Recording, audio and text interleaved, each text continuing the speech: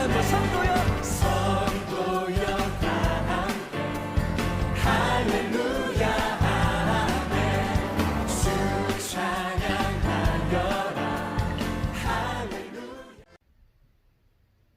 기도하겠습니다. 하나님 아버지, 하나님의 나라를 바라보게 하시고 또 하나님의 나라를 우리에게 주셔서 감사드립니다. 이 땅에서 이 세상 나라가 하나님의 나라, 주의 나라, 하나님 사랑의 아들의 나라가 되길 원합니다. 그 사명을 이루는 현장에 우리 교회가 있게 하여 주옵소서. 우리 성도님들의 삶이, 우리 가문이, 우리의 자손들이 그 역사에 쓰임받게 하여 주옵소서. 오늘도 주님께서 말씀을 통해 주실 귀한 은혜에 감사드리며 예수 그리스도의 이름으로 기도하옵나이다. 아멘. 하나님 말씀 보겠습니다. 신약성경 로마서 1장 17절 한 절만 나누겠습니다. 복음에는 하나님의 의가 나타나서 믿음으로 믿음에 이르게 하나니 기록된 바 오직 의인은 믿음으로 말미암아 살리라 함과 같으니라. 아멘. 로마서 1장 17절을 본문으로 살기 좋은 나라, 살기 좋은 나라라는 제목으로 하나님 말씀 전하겠습니다. 미국의 사회발전조사기구라는 곳에서 발표를 했습니다. 무엇을 발표했냐면 전 세계 163개의 나라 중에 살기 좋은 나라는 어떤 나라냐. 1위부터 10위 국가는 유럽의 선진국 국가들이 뽑혔습니다. 대한민국이 살기 좋은 나라 17위로 뽑혔습니다. 미국이 28위로 뽑혔습니다. 163개 나라 중에 이건 굉장한 수치죠. 그런데 이러한 수치를 조사할 때 어떤 나라가 살기 좋은 나라냐, 무엇을 토대로 그렇게 선정했느냐가 그 내용이 참 중요하지 않습니까? 그래서 그 내용을 보니까 여러 가지 복합적으로 잘 조사된 것 같습니다. 의료, 주거환경, 안전, 복지, 교육 이런 것들 다양한 조사를 바탕으로 선정된 것 같습니다. 어느 나라가 살기 좋은 나라냐 이라는 이 질문에 대한 답은 사실 어떻게 질문을 던지냐에 따라 달라질 것입니다. 예를 들어서 자녀를 교육시키기에 좋은 나라가 어느 나라냐? 그럼 또 순위가 바뀔 겁니다. 또 노후를 보내기에 좋은 나라는 어디냐? 또 전쟁이나 이런 테러의 걱정 없이 안전하게 살 수 있는 나라가 어떤 나라냐? 또 자연 친화적으로 살 수 있는 나라는 그 나라가 좋은 나라인데 그 나라는 어떤 나라냐? 이렇게 질문을 바꿔버리면 그 조사도 바뀌어질 거라고 생각합니다. 여러분, 우리에게 중요한 나라가 있습니다. 바로 하나님의 나라입니다. 하나님의 나라에 대한 기대감이 있습니다. 예수님께서 공생애를 하실 때 당대 유대인들은 이 로마의 정치적 압제, 이 식민 지배를 끝내고 예루살렘, 이스라엘의 온전한 회복을 이룰 바로 그 메시아를 기다렸습니다. 그것이 바로 그들이 고대했던 하나님의 나라의 회복이었습니다. 당대 유대인들의 이스라엘의 회복, 그 나라의 회복도 중요한 문제였습니다. 그런데 예수님은 그보다 더 큰 나라의 회복을 위해 오셨습니다. 단순히 어떤 민족적인 메시아가 아닙니다. 예수님. 온 인류를 구원하기 위해 이 땅에 오신 분입니다.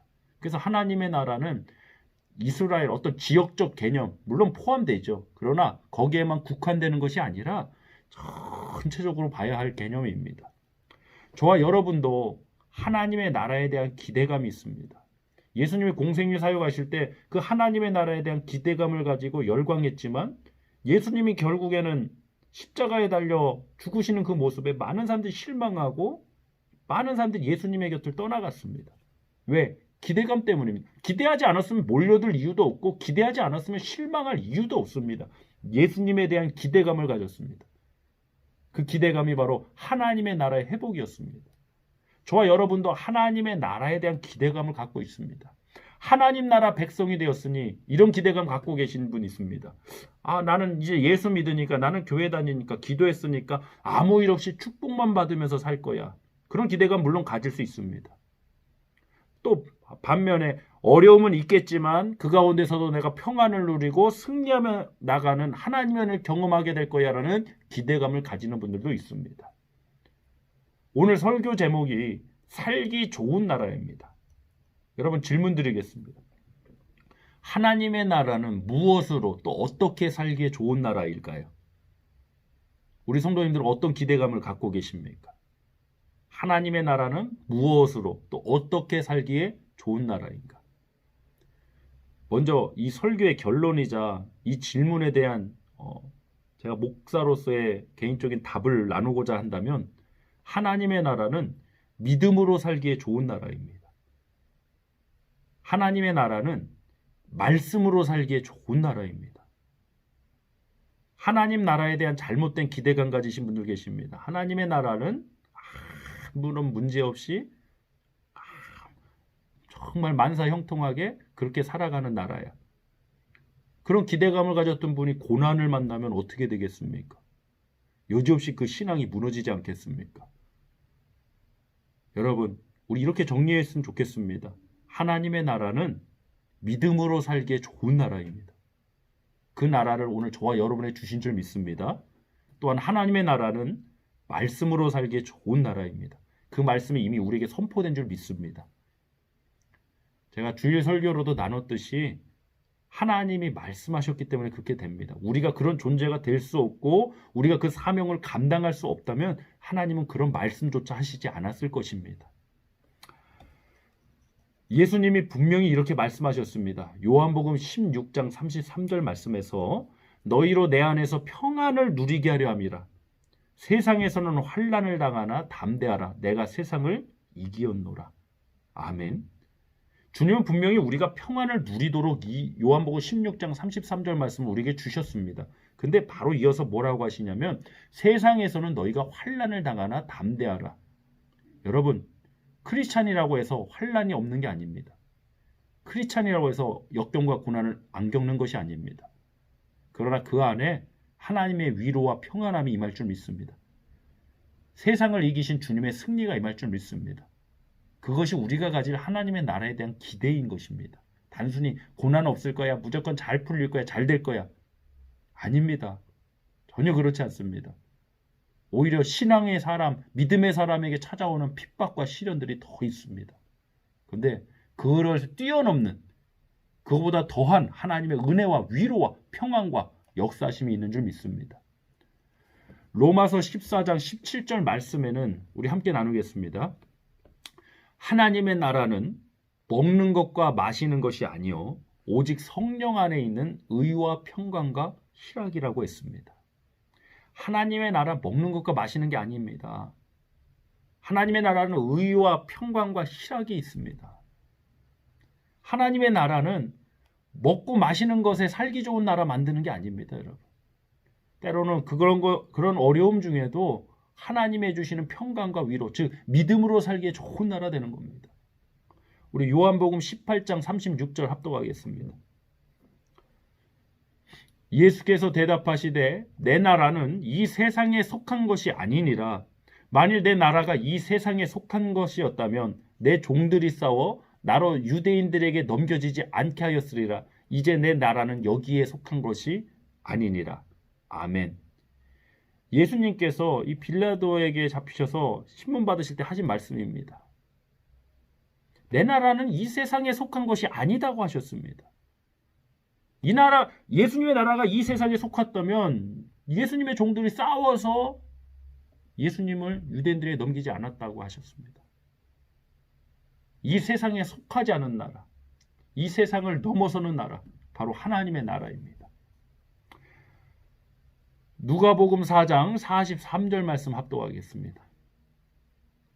예수께서 이르시되 내가 다른 동네들에서도 하나님의 나라 복음을 전하여야 하리니 나는 이 일을 위해 보내심을 받았노라 하시고. 아멘. 예수님이 전하신 복음은 하나님의 나라의 복음입니다.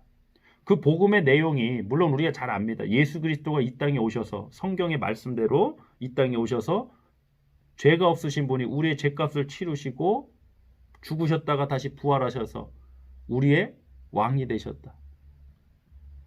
또한 그 죄값을 치르신 예수 그리스도가 바로 우리가 하나님의 의가 되게 하셨다. 예수 믿는 자를 의롭다 하게 하셨다. 바로 그런 것들이 복음의 내용입니다. 이어서 우리 본문 17절 말씀 합독하겠습니다.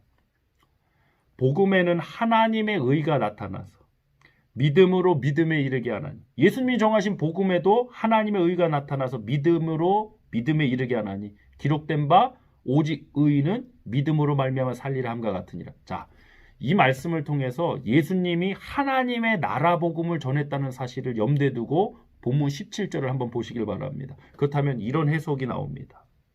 하나님의 나라는 어떤 나라입니까? 물론 궁극적으로 완성될 하나님의 나라는 요한계시록 21장의 이후의 말씀도 보니까 눈물도 없고 애통하는 것이나 사망 이런 것들이 다시는 없는 나라입니다. 그 궁극적으로 완성될 하나님의 나라의 모습입니다. 그러나 그 하나님의 나라는 지금도 이 시간에도 저와 여러분 안에 있습니다. 그 하나님의 나라는 어떤 나라입니까? 무엇하기에 좋은 나라입니까? 오직 나의 의인은 믿음으로 말미암아 살리라 함과 같으니라. 그것이 복음에 나타난 하나님의 의이고 그 의로 믿음으로 믿음에 이르게 하시는 하나님의 역사입니다. 사랑하는 성도 여러분, 하나님의 나라 어떤 나라입니까? 애들 키우기에 좋은 나라입니까? 돈 벌기에 좋은 나라입니까? 노후 생활하기에 좋은 나라입니까? 아닙니다. 하나님의 나라는 믿음으로 살기에 좋은 나라입니다. 우리 그 나라의 백성이 되었습니다. 오늘 하루도 믿음으로 살길 원합니다. 하나님의 말씀 가운데 사시는 은혜가 있기를 주님으로 축복하겠습니다. 우리 시간 합심하여 함께 기도하는 시간 갖길 원합니다. 하나님, 하나님의 나라 백성이 되게 하신 그 은혜 감사드립니다. 하나님의 나라는 믿음으로 살기에 좋은 나라라 말씀 나눴습니다. 하나님의 나라는 말씀으로 살기에 좋은 나라라 했습니다. 그 나라가 오늘 내 안에 있는 줄 믿습니다. 우리의 삶, 우리 공동체 안에 있는 줄 믿습니다. 하나님, 믿음으로 오늘 하루 살아가길 원합니다. 그 은혜를 달라고 합심하여 기도하겠습니다. 할렐루야. 하나님 아버지 감사드립니다. 하나님의 나라가 어떤 나라인가? 믿음으로 살기에 좋은 나라라고 오늘 말씀을 통해 나눴습니다. 하나님, 우리를 하나님의 자녀 되게 하신 하나님의 나라 백성 되게 하신 그 은혜에 감사드립니다. 하나님의 나라는 믿음으로 살기에 좋은 나라인데 우리는 다른 기대감을 갖고 살아가고 있는 것은 아닌지 모르겠습니다. 하나님이 더해 주신다는 먹을 거 마실 거 입을 거 염려하지 말라고 하신 그것이 우리의 주된 목적이 된 것은 아닌지 모르겠습니다. 하나님, 하나님의 나라는 말씀으로 살기에 좋은 나라, 믿음으로 살기에 좋은 나라라는 이 말씀이